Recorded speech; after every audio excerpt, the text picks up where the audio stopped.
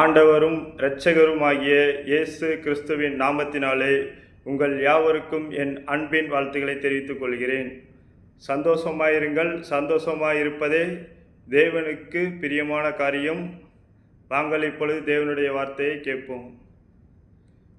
கர்த்தர் பாடுகளுக்கு உட்படுத்தினார். நாங்கள் இப்பொழுது தேவனுடைய வார்த்தையை முழுவதையும் பொறுமையாக விசுவாசத்துடன் கேட்போம். தேவன் உங்கள் வாழ்க்கையில் அற்புதங்களை செய்வார், இன்றைக்கே செய்வார். கர்த்தரோ அவரை நொறுக்க சித்தமாகி அவரை பாடுகளுக்கு உட்படுத்தினார். அவருடைய ஆத்துமா தன்னை குற்ற நிவாரண பலியாக ஒப்பு கொடுக்கும் போது அவர் தமது சந்ததியை கண்டு நீடித்த நாளாயிருப்பார். கர்த்தருக்கு சித்தமானது அவர் கையினால் வாய்க்கும். ஏசாயா 53ஆம் அதிகாரம் 10ஆம் வசனம். இன்றைய தேவனுடைய வார்த்தையின்படி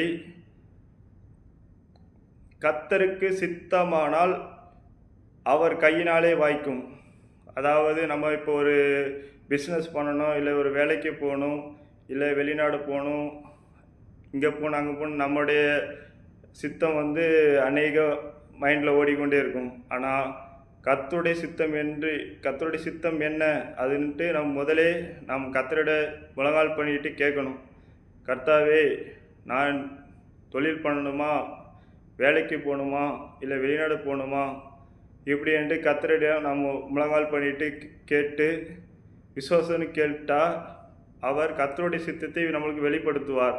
கர்த்தருடைய சித்தத்தை நாம் கரெக்டாக உணர்ந்து கொண்டு புரிந்து கொண்டு நடந்தால் எல்லாமே வாய்க்கும். கர்த்தர் சித்தமானது அவர் கையினாலே வாய்க்கும்.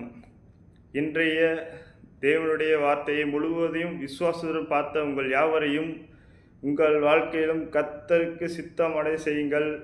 கர்த்தர் வாய்க்க செய்வார். Thank you friends. God bless you.